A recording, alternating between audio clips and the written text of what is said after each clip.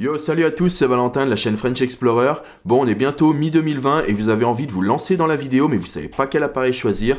Ça tombe bien, je vais essayer de vous aider en vous parlant de l'appareil que j'utilise depuis bientôt 1 an et demi. Il s'agit du Panasonic GH5. Donc le Panasonic GH5, il me suit sur mes projets aussi bien professionnels que personnels, comme mes vidéos de voyage. Et pour une caméra qui est sortie il y a 3 ans maintenant, je trouve qu'elle tient encore vachement tête aux concurrents et même les plus récents. Donc ensemble, on va voir 5 raisons d'acheter le GH5 en 2020. Allez, c'est parti! Bon, et du coup, la première raison d'acheter un GH5 en 2020, pour moi, ça va être l'IBIS. L'IBIS, qu'est-ce que c'est? C'est le Internal Body Image Stabilization.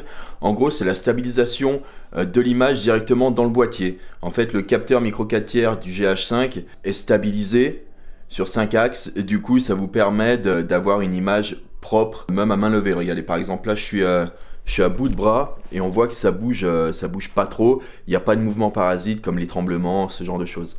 Donc pour moi à l'heure actuelle c'est l'une des meilleures stabilisations qu'il existe sur le marché.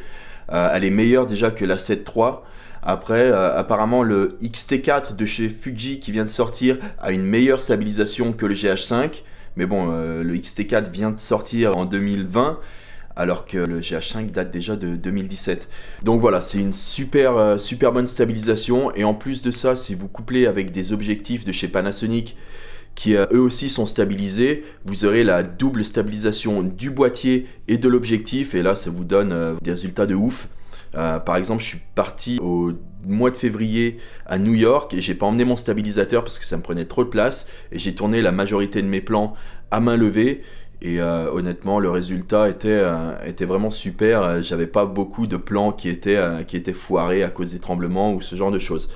Donc franchement, l'IBIS, super performant, et ça vous permettra de vous passer de gimbal dans à peu près 70% des cas. Bon, alors après avoir parlé de l'IBIS, on va maintenant aborder la deuxième raison d'acheter un GH5 en 2020. Pour moi, ça va être les formats d'enregistrement. Et là, je vais vous parler uniquement de 2 formats d'enregistrement. Je vais vous parler premièrement de la 4K à 60 fps. Je pense qu'en 2020, il est important pour un boîtier d'avoir de la 4K à 60 fps. Pas mal de filmmakers l'utilisent. Moi-même, je l'utilise pas mal. Par exemple, pour reparler de mon dernier voyage à New York, j'ai tourné beaucoup de plans en 4K 60 fps. Ça permettait, en plus de l'IBIS qui stabilise super bien les plans, de faire du ralenti et d'avoir des plans vraiment stables et d'éviter tout mouvement parasite. Donc voilà, vous avez de la 4K 60 fps, et enfin vous avez, pour les amateurs de slow motion, vous pouvez faire du Full HD à 180 fps. Bon, je vois pas trop l'intérêt de monter jusqu'à 180 fps. Moi généralement je monte jusqu'à 120 fps, ça suffit amplement. Et c'est des très beaux ralentis. Et je pense que pour une caméra, c'est important d'avoir ces 2 formats d'enregistrement. Déjà la 4K à 60 fps et d'avoir la possibilité de faire du slow motion. Voilà, donc maintenant on va passer à la troisième raison d'acheter le GH5 en 2020. Et la troisième raison, c'est tout simplement le choix des objectifs. Chez Panasonic, vous avez une large gamme d'objectifs disponibles, que ce soit de l'ultra grand angle jusqu'au téléobjectif. Franchement, vous pouvez trouver votre bonheur, et si vous ne le trouvez pas, vous pouvez également piocher chez la gamme Olympus qui a de nombreux objectifs en micro 4 tiers. Chez aussi Laowa, moi par exemple j'utilise le Laowa 7.5 mm, donc ultra grand angle qui correspond avec le crop factor de 2 qu'il y a sur les capteurs micro 4 tiers à un 15 mm. Bref, vous avez une large gamme d'objectifs disponibles.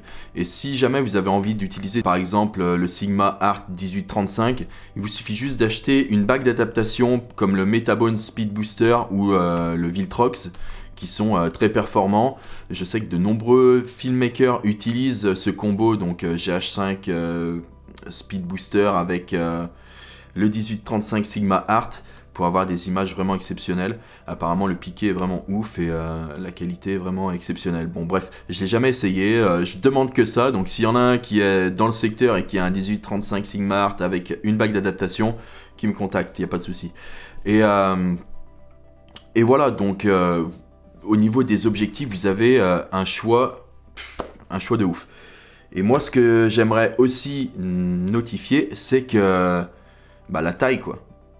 Là, j'ai un 12-35, donc équivalent 24-70.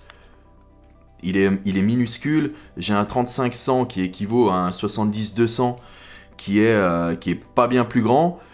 Et honnêtement, c'est tout ce qu'il me faut pour être run and gun comme on dit et pour pouvoir voyager léger. Je peux emporter par exemple 3 ou 4 objectifs dans mon sac sans que mon sac il pèse plus de 10 kilos quoi.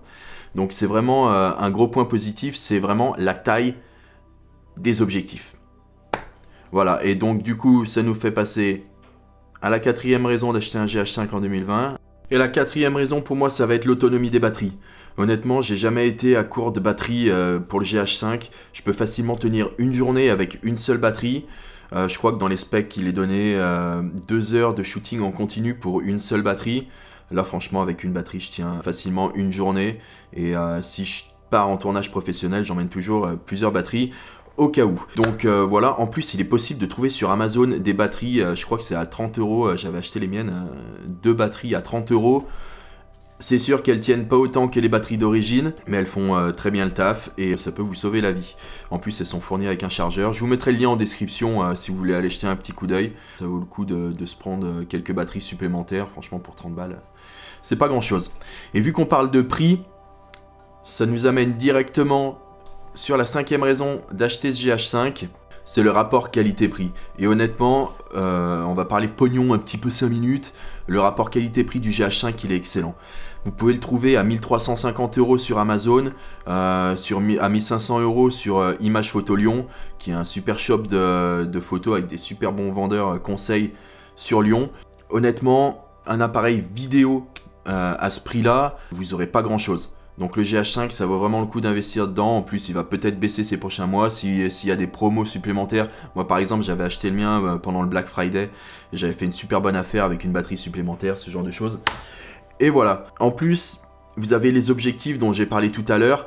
Il est possible de trouver pas mal d'objectifs d'occasion sur le Bon Coin. Moi, par exemple, j'avais acheté le 12-35, la première version d'occasion. J'avais payé 500 balles et c'est l'objectif qui est vissé 80-90% du temps sur mon appareil. Donc il y a moyen de se faire un setup pour la vidéo pas trop cher avec un GH5, avec un micro de chez Rode, le vidéo micro à 50 balles, un objectif à moins de 500 balles. Bref, pour 2000 €, vous pouvez avoir un setup de filmmaker qui tient la route et qui vous permettra de faire des super vidéos.